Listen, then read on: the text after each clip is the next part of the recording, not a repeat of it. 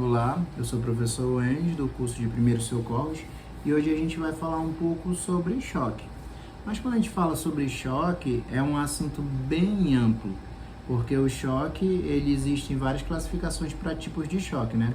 Nós temos o choque anafilático, o choque séptico, o choque cardiogênico, o choque neurogênico, o choque hipovolêmico e o choque elétrico. Então eu vou falar um pouquinho para vocês sobre o choque em si e direcionar para o choque elétrico, que é o mais comum e que acontece com uma certa frequência, certo? Quando a gente fala de choque, a gente está falando sobre um estado que caracteriza o quê? Uma diminuição do fluxo sanguíneo, e isso pode causar o quê? Deficiência de oxigenação dos principais órgãos vitais, certo? E esse estado de choque, ele tem a ver principalmente com algumas causas, como hemorragias internas, hemorragia interna, algum tipo de fratura, infecções graves, distúrbios circulatórios, queimaduras, choques elétricos, como eu acabei de falar, envenenamento, permanência por longo tempo, no caso de fatores ambientais como frio ou calor. Então, o que acontece? Após esses acidentes, as vítimas podem entrar nesse estado de choque, porque o choque está relacionado a um estado onde a vítima pode entrar de acordo com a causa de, como eu acabei de explicar, sobre fraturas, sobre exposições, sobre infecções. Isso vai estar muito atrelado ao quadro clínico desse paciente. Então, nesse período aí, nesse minuto, nessa hora que aconteceu, que a vítima esteve exposta a algum acidente, se ele não for tratado de forma rápida, essa vítima pode evoluir para alguns estados de choque, certo? Então, o que deve se fazer? A gente deve, como socorrista, ter um atendimento rápido, um atendimento de qualidade e identificar se essa vítima consegue estar caminhando para algum tipo de choque, tá? E essa observação deve ser observada e imediatamente chamar o serviço de emergência, tá? Porque a gente deve observar na vítima se ela sofreu algum processo de asfixia, se ela sofreu um choque elétrico, se ela está com as vias respiratórias obstruídas, se tem a presença na cavidade oral de algum chiclete, prótese, secreção na boca da vítima, porque isso aí a gente vai ajudar a identificar se ela pode ter evoluído para um estado de choque ou não. E eliminar as causas ou avaliar, porque pode ser também uma hemorragia, e ajudando a estancar esse sangue pode melhorar esse processo, certo? Então, quando a gente fala de atender uma vítima em uma situação de emergência, a gente precisa fazer o quê? Afrouxar as roupas para facilitar a ventilação dela, após, como eu falei, verificar as vias aéreas, verificar a respiração, verificar o batimento. Se ela, dependendo do tipo de choque, você vai fazer o quê? Deitar essa vítima no chão, manter os membros superiores, os membros inferiores elevados, a não ser que ela tenha alguma fratura em algum membro, ou suspeita de alguma hemorragia no crânio, ou alguma laceração no tórax, ou algum trauma no tórax, tá? Se houver essa situação de algum sangramento no crânio ou no tórax, você não pode fazer esse levantamento dos membros inferiores da vítima, correto? E aí eu vou entrar um pouco na questão do choque elétrico, tá? Por que o choque elétrico? Porque é uma maneira mais comum de você identificar que aquele paciente recebeu um trauma ali mediante esse choque elétrico. Por quê? O nosso corpo, ele é um bom condutor de eletricidade, né? Como todo mundo sabe. Então, esse contato direto com a corrente elétrica pode ser fatal para o paciente. Embora em alguns casos ele possa ocasionar só uma queimadura, mas pode acontecer problemas bem mais sérios, tá? E perigosos também, porque esses danos que acontecem durante uma descarga elétrica podem ser danos internos, especialmente para quem? Para o coração, os músculos e para o cérebro. E as consequências desse choque elétrico vai depender da intensidade, da voltagem que a pessoa foi exposta, que parte do corpo que essa corrente afetou, o estado de saúde da vítima também, porque isso é evidenciado na questão da rapidez, da adequação do tratamento. Então, assim, Se a gente for avaliar, cerca de 1.000 pessoas morrem por ano vítimas de choque elétrico. Por quê? Porque às vezes as pessoas vão mexer na rede elétrica sem ter o mínimo de conhecimento. Então, o choque elétrico ele pode causar vários danos. Pode causar de uma parada cardíaca até queimaduras na pele. Para quem não sabe disso, ele pode destruir os músculos, os nervos, pode parar o coração, pode causar queimaduras que podem se ocasionar externamente na pele, dependendo do grau desse choque elétrico, tá? E da voltagem, como eu falei anteriormente. E o que se deve fazer nos primeiros socorros de um choque elétrico? Primeiro, se for possível, desligar a corrente elétrica, tá? Tirar o fio da tomada, remover um fusível, desligar o interruptor, e com isso você vai conseguir cortar aquela corrente elétrica. Chamar o serviço de emergência médica urgente, né?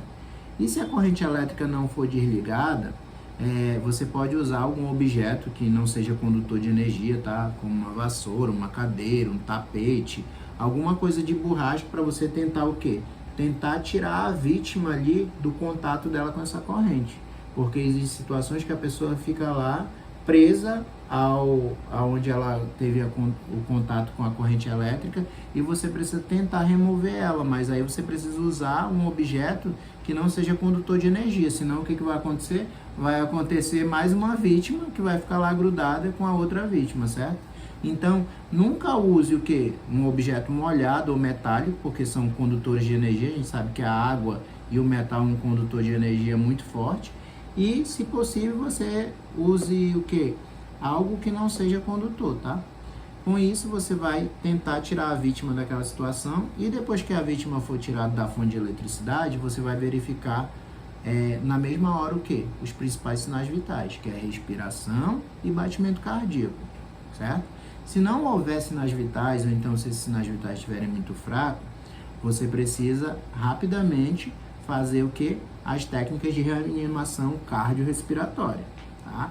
As técnicas de reanimação cardiorrespiratória eu vou ensinar na próxima aula para vocês, mas essa aula vai ser presencial, porque eu preciso que vocês tenham um pouco de cuidado na questão de RCP, tá?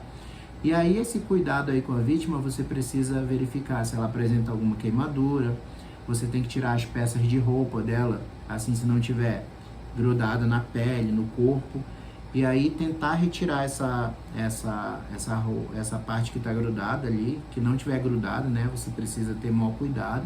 E se a vítima estiver desmaiada ou pálida e ele apresentar algum sinal de choque, você deve colocar ela levemente com a cabeça para baixo. E como eu falei, se não tiver nenhum ferimento, fazer a elevação dos membros, certo? Cubra a vítima com um cobertor, um casaco quente para melhorar a temperatura dela. Fique ali com a vítima até chegar o socorro médico. E o que acontece? Os ferimentos por choque elétrico, geralmente eles estão associados ao quê? A explosões ou quedas. Que isso pode ocasionar outro tipo de ferimento também, incluindo ferimento interno ou externo. Isso aí vai ser muito referente à questão da carga elétrica, do tempo que esse paciente ficou ali na exposição dessa corrente elétrica, tá? E o que você não deve fazer para uma vítima de choque? Não toque na vítima com suas mãos expostas enquanto ela estiver lá em contato com a fonte de eletricidade. Não remova pele morta, não fure bolhas, porque durante o processo de queimadura ela pode ocasionar a bolha, tá? Não coloque gelo, manteiga, medicação, roupas coladas, não coloque nada sobre essa lesão, tá? Não toque na pele de alguém que está eletrocutada. Tente ali manter a distância, porque esse choque ainda pode estar ali, essa corrente elétrica ainda pode estar ativa. E não fique a menos de 6 metros de alguém que esteja eletrocutada por uma corrente de alta voltagem, tá? Até que a energia seja desligada. E outra situação, não mova uma vítima de ferimento por choque elétrico, a menos que haja um perigo imediato. Deixe ela lá, quietinha, até o serviço de emergência chegar, tá? E você precisa conhecer também as causas mais frequentes e as principais reações provocadas no organismo. O contato acidental, que a pessoa pode se expor a aparelhos elétricos ou instalações elétricas. As crianças pequenas, que elas adoram colocar o dedo na tomada, morder um fio, morder alguma coisa, tem que ter muito cuidado. Raios, raios é um fator já ambiental, né? Na questão de raios, quando está chovendo, a pessoa tem que ter muito cuidado com a exposição a esses raios, tá? A faísca de algum fio elétrico ali também pode ocasionar queimaduras, se a vítima estiver perto, ou algum mecanismo ou atividade profissional relacionada principalmente às pessoas que trabalham com eletricidade, né? Eles têm que ter maior cuidado. E como é que você pode se prevenir contra isso? Usa sempre protetores nas tomadas da sua casa, né? Para evitar que a criança não tenha contato com a rede elétrica. Manter os fios elétricos sempre fora ao alcance das crianças. E ensine a criança que ela tem que ter cuidado com aquela eletricidade, que pode causar algum perigo para ela. Evitar usar aparelhos elétricos enquanto estiver tomando banho ou estiver molhado. E nunca toque em aparelhos elétricos enquanto estiver mexendo em torneiras, estiver molhado, porque a gente sabe que a água é um condutor de energia, né? E na questão dos sinais e sintomas do choque elétrico, você precisa avaliar, como eu falei anteriormente, o cuidado se não ocasionando uma queimadura de pele, perguntar se a pessoa está tendo dormência ou formigamento, alguma contração muscular, alguma dor muscular, se de repente durante a queda ele ocasionou alguma fratura óssea, dor de cabeça, se ele está conseguindo ouvir direito, que pode causar algum dano auditivo, alguma arritmia cardíaca, alguma parada cardíaca e dificuldade de respirar ou até inconsciência desse paciente, tá? Então, por favor, ligue imediatamente para o serviço de emergência, para o SAMU, né, que é 192, e mantenha as pessoas afastadas ali do local e mantenha a segurança do paciente que teve contato com esse choque elétrico. E eu deixo por aqui meu obrigado e até a próxima aula.